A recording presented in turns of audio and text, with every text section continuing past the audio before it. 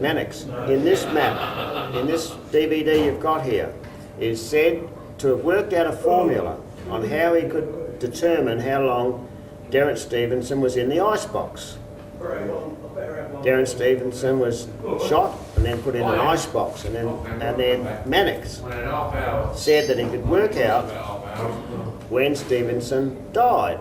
And of course, the time was when they worked it out that Zack could have been there. Zack was a young fellow and he was Stevenson's lover.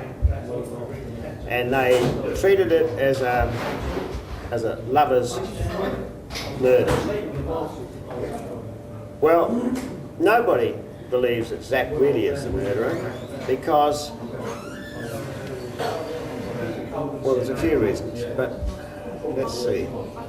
Mannix decided he had to put the right time in, and he added 40% to whatever formula he was working to, because the 40% figure gave him the right time. And you'll see that Professor Bob Moles says that Mannix was asked, how did you come up with the 40%? And he just guessed it. But in talking to Zack, I said, well, what caused you to get into all this trouble? He said, I made one mistake. I was only a young fellow and I lied to the police. I said, what'd you do that for? He said, well, I was a young fellow. And I said I got there at a certain time. But that was the wrong time. I think what happened was that Zack drove too fast and he didn't want to admit that he'd overdone the speed limit. I'm not sure about that. But I do know that he gave the wrong time. So the wrong time was given to the police, and of course that would be the timing that was given to Mannix. And then Mannix worked out that 40% gave him the right answer. So that's the sort of thing that's why Mannix was popular. So is this why you're doing and saying all this, because you have a personal interest because the guy that you knew? Oh, I'm not saying too much. It's my only interest in Zack is that it shows that Mannix was prepared to be rubbery in his information, and that this is what sort of thing is going on in South Australia. And that man, Zack, was jailed for 12 years on the basis of Mannix information. There are a few more people that are pretty nasties, and I'll quote a few. Chris Sumner, he was the Attorney General when my trouble started, and he actually signed a document to say that my case could be started out of time. There's been so many years have gone by that my case, if there was a case, and there wasn't one, it had to be done within a certain time. And for them to start it up, Chris Sumner himself had to sign to say it could be started. Now, I'd sent documents into Chris Sumner to show him why I wanted settlement. And they could see that I was lining them up. And I mentioned Ward in this. So I don't know whether Chris Sumner is the person that started the talk that got through to Simon Lane. Somebody spoke to Simon Lane and said, prosecute Robertson. I'll just go back to the 5 companies that I spoke about, the ones that I didn't know anything about.